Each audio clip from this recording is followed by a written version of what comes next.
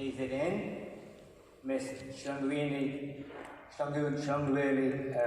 Mavambela, and your Director of Hardworking People, Mr. Graham Ford, President of the International Life Saving Society and Federation, Daya Ciudad, and as was mentioned by Daya, by saying that we respect all protocol.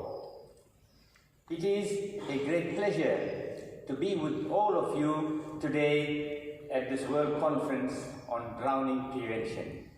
By holding your conference here in Durban, you are no doubt recognizing the importance of Africa on the international stage and acknowledging at the same time the need to address the high rates of drowning recorded not only across the African continent but also globally.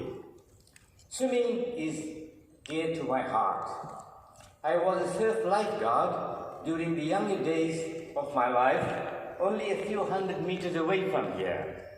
Until last year, I was the chair of the International Olympic Committee's Commission for Sport and Recreation and Active Society. And now I chair the Swim for All, Swim for Life program for the International Swimming Federation, popularly known as FINA.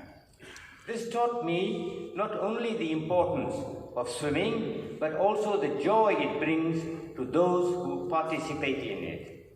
People always forget that with any sports or fun activity, there are inherent dangers that come with it. This is all too often overlooked by people due to their lack of knowledge, lack of care, or the lack of training and education. According to the World Health Organization, called WHO, drowning is the third leading cause of unintentional injury deaths worldwide, accounting for roughly 7% of all injury-related deaths. The World Health Organization, in its report for 2017, stated that 360,000 people die from drowning annually, and I'm certain that this particular statistics will be emphasized during the next 3 days of your conference here. The estimate does not include intentional drowning deaths like suicide or homicide, or drowning deaths caused by flood disasters and water transport incidents like ferry accidents.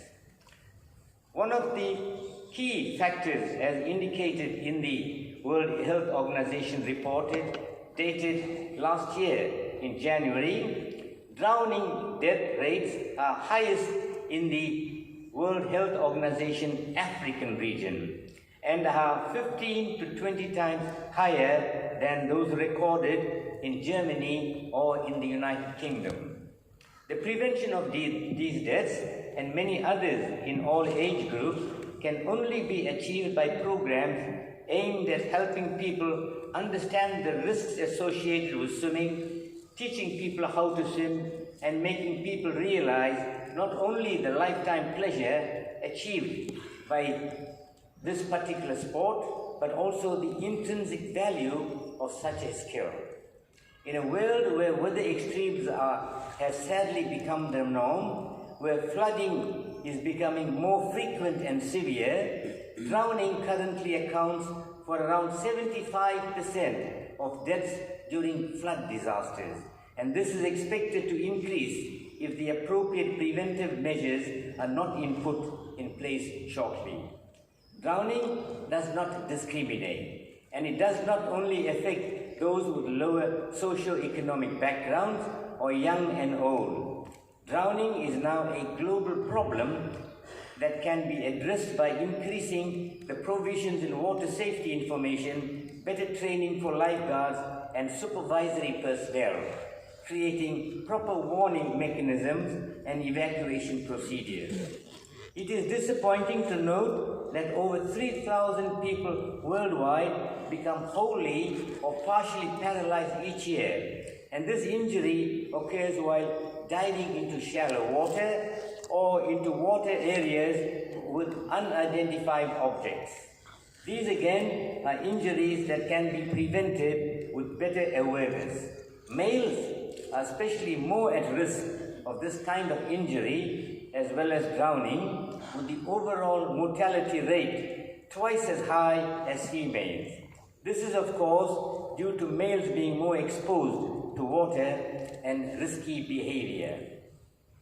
The International Life-Saving Federation's work on drowning prevention is crucial in bringing together the world's foremost experts and researchers to have exchanges, discussions, and further develop methods that can lead to a reduction in deaths and injuries in all water environments, and that I think is a theme for the next 3 days at this conference.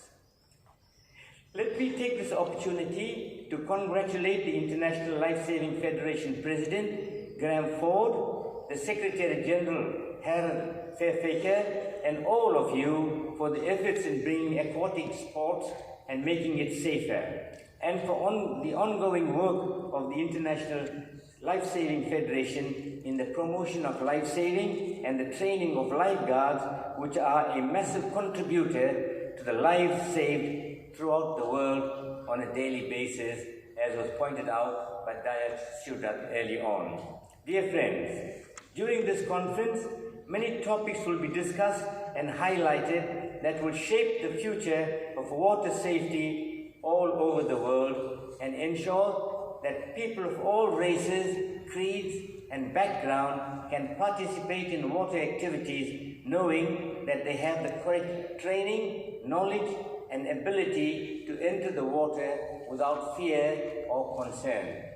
The conference will, I am certain, also discuss the intensification of the campaign to prevent mass drownings as a result of ferry mishaps.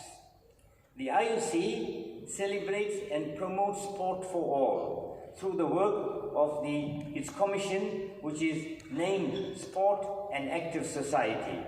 Swimming is an example of an undertaking that is certainly for all, because it is a life-saving tool in addition to being a sport.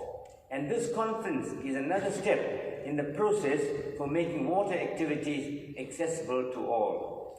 In this spirit of solidarity, accessibility, and friendship, I wish all of you fruitful discussions and a successful outcome on the conference on drowning prevention. Thank you.